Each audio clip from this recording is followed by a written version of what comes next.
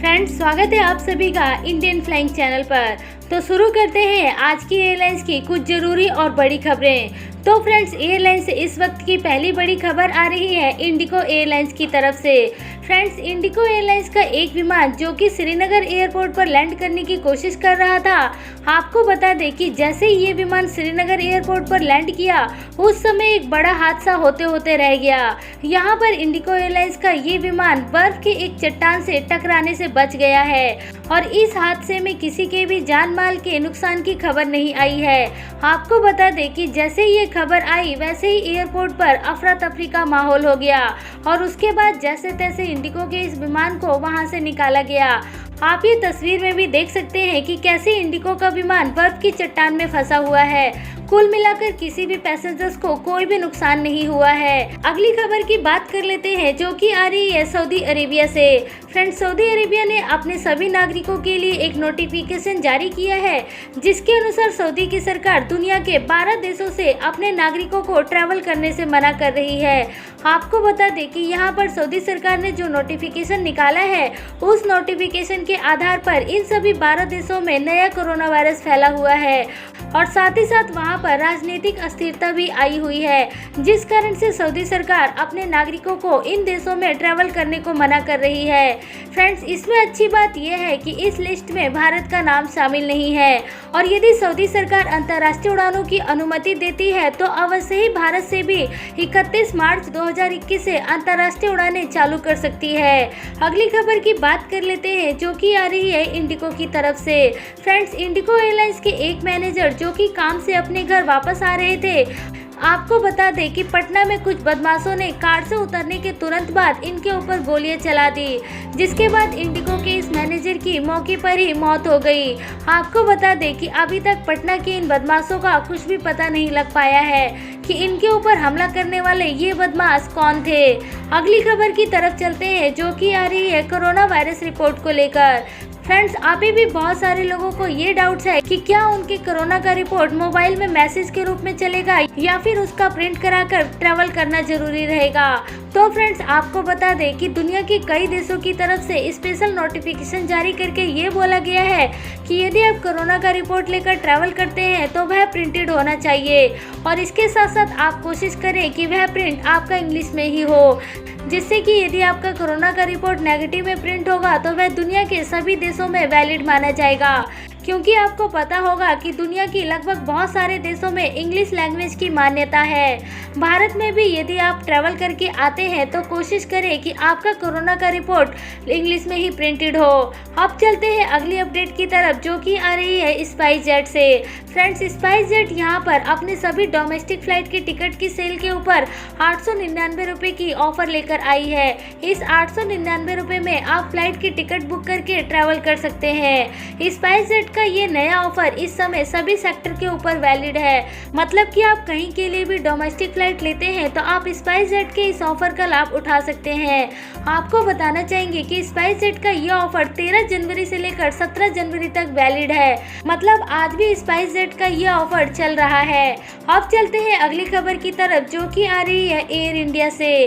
Friends, air India Hyderabad से Chicago के लिए नई अंतर्राष्ट्रीय उड़ानें कल यानी कि 15 जनवरी से शुरू कर रही है। आपको बता दें कि एयर इंडिया की उड़ान भी डायरेक्ट रहने वाली है, मतलब कि हैदराबाद से शिकागो के लिए एयर इंडिया यहां पर डायरेक्ट अंतर्राष्ट्रीय उड़ानें शुरू कर रही है। इससे पहले भी एयर इंडिया ने बेंगलुरु से सैन फ्रांसिस्को के लिए डायरेक्ट उड़ान की शुरुआत करके एक नया रिकॉर्ड बना लिया है, क्योंकि उस पहली फ्लाइट को ऑपरेट करने के लिए पूरा का पूरा क्रू मेंबर्स महिलाओं का ही था, मतलब कि उस फ्लाइट में महिलाएं ही पायलट थी और महिलाएं ही बाकी के क्रू मेंबर्स के रूप में उस फ्लाइट में सर्विस दे रही थी।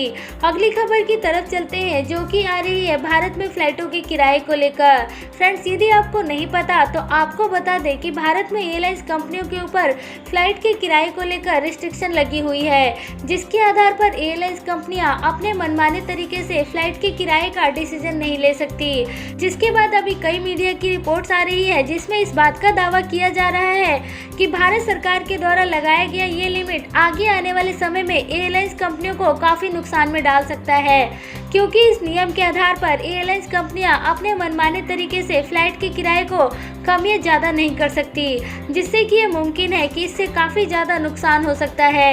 यहाँ पर भारत सरकार की तरफ से ये रिस्ट्रिक्शन इसलिए लगाया गया है कि एयरलाइंस कंपनियां मनमाने तरीके से अपने किराए को ना बढ़ाएं और एविएशन सेक्टर में पैसेंजर्स की डिमांड बनी रहे। अगली खबर आ रही है यहाँ पर वैक्सीन को लेकर। फ्रेंड्स, भारत में वैक्सीन की शुरुआत काफ़ी जोरों शोरों से जारी है। इस समय भारत में बनने वाली दोनों वैक्सीन को भारत के अलग अलग राज्यों में पहुंचाने का काम जारी कर दिया गया है और कई राज्यों तक तो वैक्सीन पहुंच भी चुकी है। आपको बता दें कि इस वैक्सीन को अलग अलग राज्यों में पहुंचाने के लिए भारत सरकार रोड ट्रांसपोर्ट के साथ साथ एयर ट्रांसपोर्ट की भी सहायता ले रही है, जिसमें कि एयरलाइंस कंपनियों की मदद से वैक्सीन को सभी राज्यों तक पहुंचाने का काम किया जा रहा है। भारत सरकार ने यहाँ पर 16 जनवरी की डेट निकाली हुई है और 16 जनवरी से भारत में वैक्सीन लोगों को लगनी भी शुरू हो जाएगी।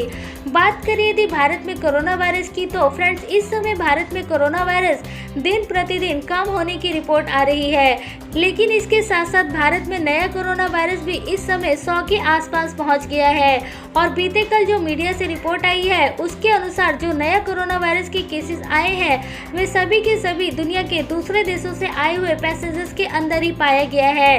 अभी तक नया कोरोना वायरस भारत में नहीं फैला है। अगली खबर भी आ रही है यहाँ पर फ्लाइटों के किराए को लेकर। फ्रेंड्स, इस समय भारत से यूएसए जाने के लिए एयरलाइंस कंपनियों का फ्लाइट का किराया सबसे ज्यादा दिख रहा है। आपको बता दें कि अभी की जो लेटेस्ट फ्लाइट का किराया है, भारत के दिल्ली एयरपोर्ट से मुंबई एयरपोर्ट से यूएसए के न्यूयॉर्क का फ्लाइट का किराया आपको तकरीबन 1 लाख से ऊपर का ही दिखेगा।